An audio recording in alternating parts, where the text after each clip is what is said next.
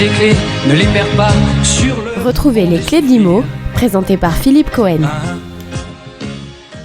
Bonjour à tous, je suis très heureux de vous retrouver comme chaque semaine dans notre émission Les clés de l'IMO. Je suis Philippe Cohen, conseiller immobilier et j'ai le plaisir de vous accompagner chaque semaine pour traiter différents thèmes autour de l'immobilier.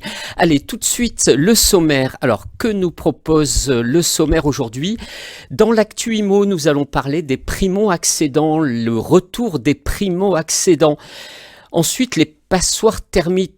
Y aurait-il des opportunités pour les passoires thermiques? Le thème IMO de la semaine, nous allons parler de la réforme de la régulation des meublés de tourisme, ce qu'on appelle les Airbnb, qui font l'objet donc d'une nouvelle loi, différentes restrictions. La question juridique IMO qui a été posée cette semaine par Carole et on l'en remercie. Un propriétaire peut-il exiger que le locataire souscrive un contrat d'entretien pour sa chaudière? Nous allons y répondre. Le bien IMO de cette semaine, nous allons présenter un bien, une maison dans le 9e arrondissement, dans le quartier de Saint-Tron. Allez, tout de suite, les clés d'IMO, c'est tout de suite, c'est maintenant. Les clés de l'IMO, c'est tout de suite. Alors dans l'actu IMO aujourd'hui, donc nous avons, je voulais partager 2 points avec vous dans l'actu IMO. Le premier point, c'est le retour des primo-accédants puisque nous avons donc la mise en œuvre du nouveau prêt à taux zéro, le PTZ donc depuis le 1er avril qui couvre beaucoup plus de domaines que le précédent et d'ailleurs le résultat est très probant puisque la part des transactions a doublé passant de 15% en 2024 à 30% au premier trimestre 2025. Donc effectivement ce chiffre témoigne d'un regain d'accessibilité du marché pour nos premiers accédants. Le deuxième point que je voulais partager avec vous, on en parle et on en reparle régulièrement, les logements à passoire thermique. C'est les logements qui sont notés G, puisqu'ils sont à présent interdits à la location, sauf faire exécuter des travaux. Eh bien, les passoires thermiques aujourd'hui, eh bien, ils connaissent ces logements un regain d'intérêt sur le marché puisque avec cette nouvelle réglementation du dispositif donc de passoires thermiques, donc les diagnostics de performance énergétique, eh bien ces logements deviennent maintenant attractifs pour les investisseurs puisque ils se vendent avec des décotes non négligeables, souvent à 2 chiffres. Et donc, les investisseurs ça leur permet donc d'acheter à des prix très intéressants en vue, bien sûr, de réaliser des travaux de rénovation pour pouvoir les mettre sur le marché de la location. Voilà les 2 points que je voulais partager avec vous sur l'actu IMO. Le thème de cette semaine, donc nous allons parler de la réforme de la régulation des meublés de tourisme, ce qu'on appelle aussi les Airbnb. Eh bien, depuis plusieurs années, ces meublés de tourisme, donc notamment ceux qui sont proposés dans les plateformes, donc comme le Airbnb, eh bien, ils connaissent une croissance exponentielle. Et cette croissance, effectivement, ça a suscité beaucoup d'inquiétudes concernant, puisqu'on est en pénurie de logements, la flambée des prix de l'immobilier et la transformation donc des résidences principales qui se transforment subitement en location saisonnière. Et donc, face à tous ces enjeux, il y a eu une réforme en 2024, plus précisément le 7 novembre 2024, une proposition de loi qui a été adoptée pour renforcer les outils de régulation pour les meublés de tourisme et ce à l'échelle locale, donc beaucoup plus d'autonomie dans les communes. Cette loi, effectivement, donc elle modifie profondément la loi qui était en en vigueur et donc elle impacte bien évidemment les activités de vente, de location et de copropriété. Premier point, effectivement, il y a une réduction des avantages fiscaux, puisque effectivement le LMNP, ce qu'on appelait LMNP et le Airbnb, donc ils étaient très intéressants sur le plan fiscal, et l'une des mesures phares de cette réforme est justement la réduction des abattements fiscaux pour ces meublés de tourisme, et qui sont complètement aujourd'hui alignés sur les locations classiques, donc sur les revenus 2025, ce sera opérationnel. Pour les meublés non classés, l'abattement est abaissé de 50%, qui était jusqu'à présent à 30%, avec un plafond de 15 000 euros de revenus locatifs annuels.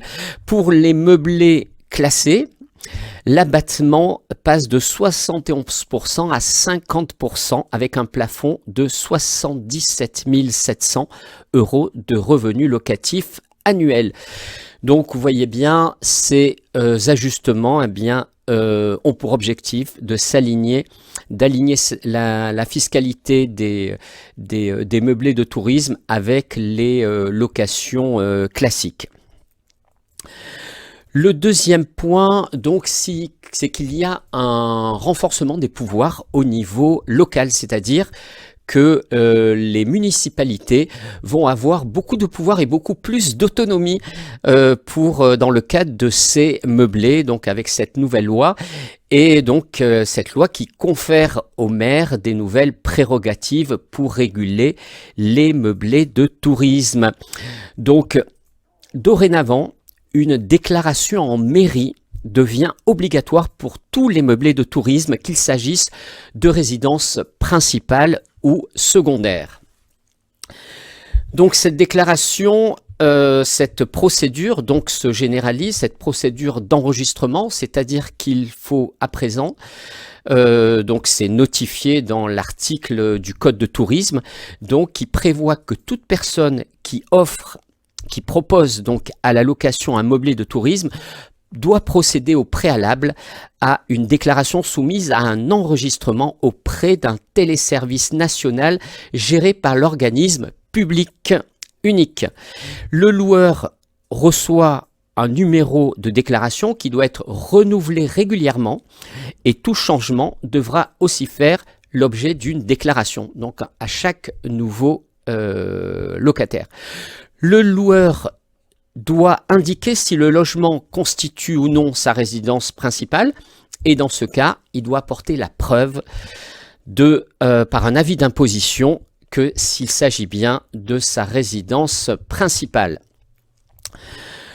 Et on va encore plus loin, puisque le numéro d'enregistrement qui vous est délivré, eh bien, il peut être désactivé si le bien est visé par un arrêté, non pas de péril, mais dès qu'il s'agit d'un arrêté de mise en sécurité pour traitement de l'insalubrité. Vous savez qu'il y a deux types quand les immeubles sont en mauvais état. Il y a ce qu'on appelle l'arrêté de péril, mais avant l'arrêté de péril, il y a un arrêté de mise en sécurité. C'est-à-dire, on n'est pas obligé forcément d'évacuer le bien pour traiter l'insalubrité, mais il s'agit d'un avis de mise en sécurité le temps que les travaux se réalisent pour traiter cette insalubrité. Et donc dès qu'il s'agit d'une insalubrité pour un immeuble, eh bien, on ne pourra pas, le numéro d'enregistrement pour louer le bien sera désactivé. Les communes peuvent aussi limiter à 90 jours par an au lieu de 120. La réglementation, c'est 120 jours par an pour louer sa résidence principale sur les plateformes comme Airbnb. Eh bien, et notamment à Marseille, le maire a, pour ne citer que Marseille, a lui décidé donc de limiter les locations meublées de tourisme à 90 jours. Les communes aussi peuvent instaurer des quotas de meublés en fonction des zones qui sont réservées à la construction de résidences principales dans leur PLU, ce qu'on appelle le plan local d'urbanisme.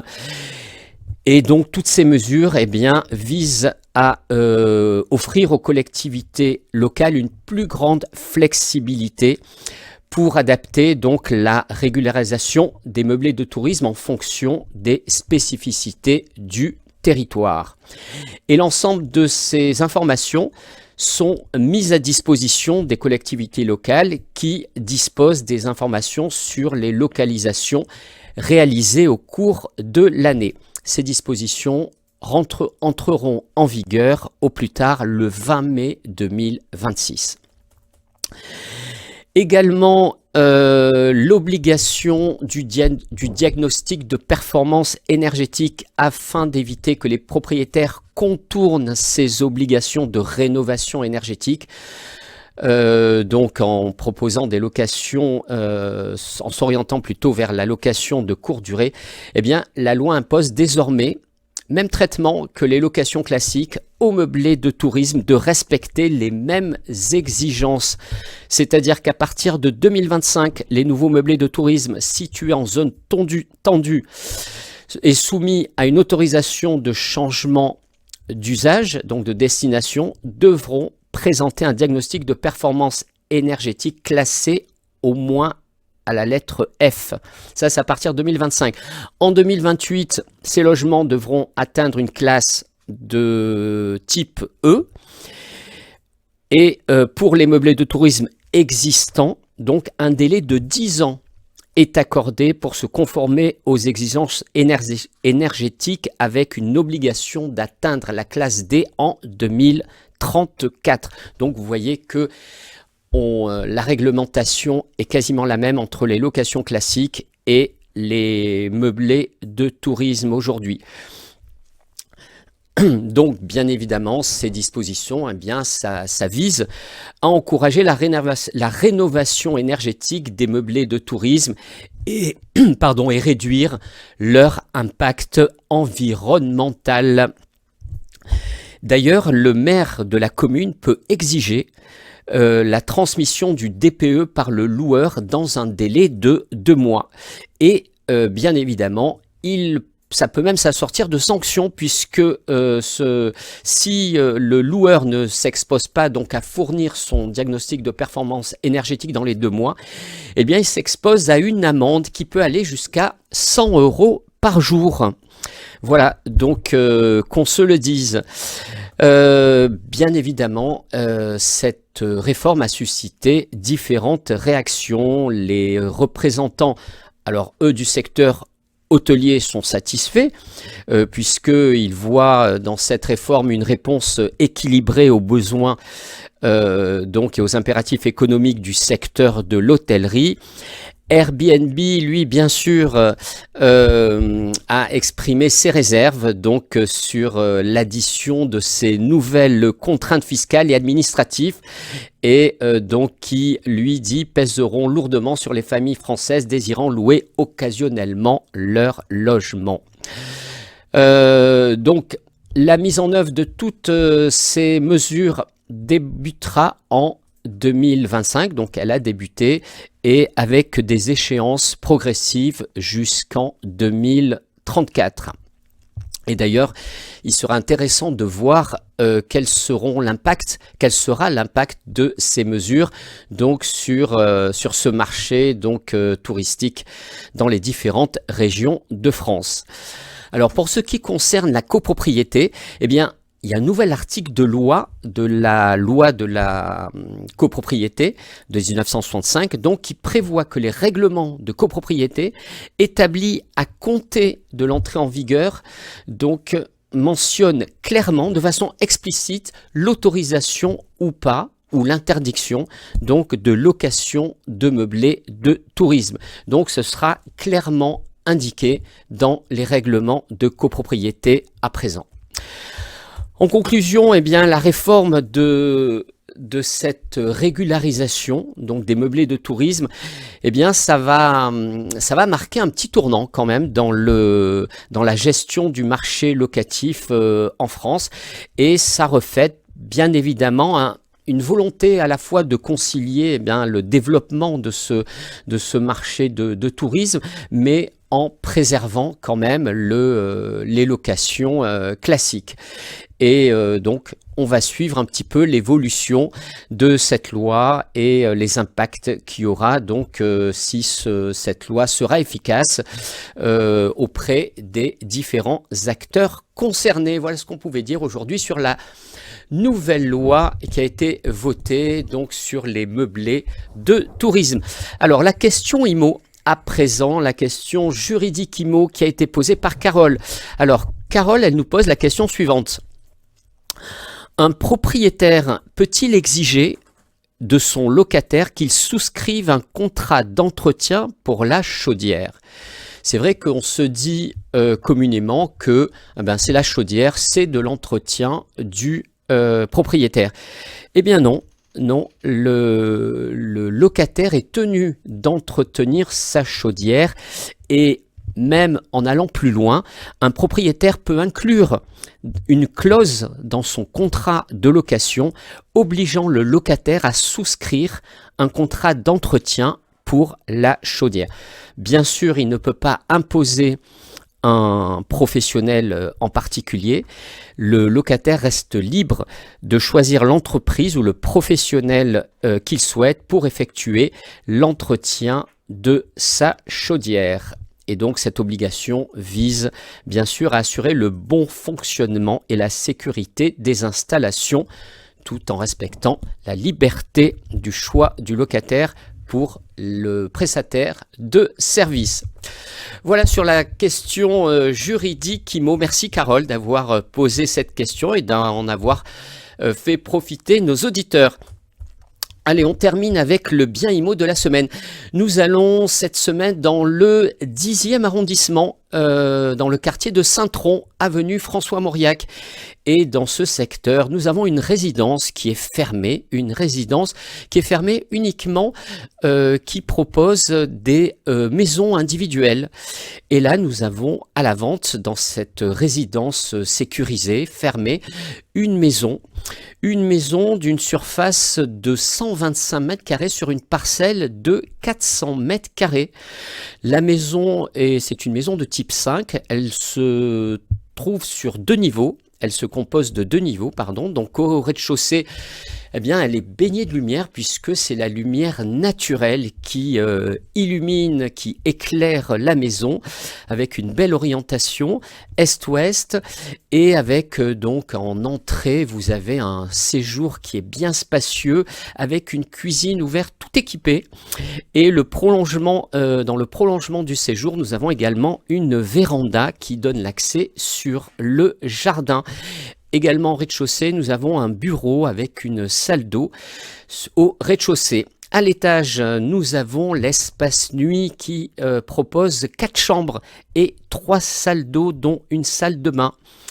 À l'extérieur, un joli jardin avec une piscine hors sol et donc une pompe à chaleur également pour le chauffage et la climatisation de la maison. Nous avons également un four à pizza pour les amateurs et un abri de jardin pour ranger tout l'outillage nécessaire. Voilà pour cette maison, le prix de cette maison, 560 000 €. Voilà ce qu'on pouvait dire aujourd'hui donc dans notre émission Les Clés de l'IMO. Chères auditrices, chers auditeurs, c'est toujours un plaisir de partager cette émission avec vous. Je vous donne rendez-vous comme chaque semaine, donc je vous donne rendez-vous dès la semaine prochaine. Vous connaissez maintenant le slogan, toujours même jour, même heure et toujours bien sûr de bonne humeur.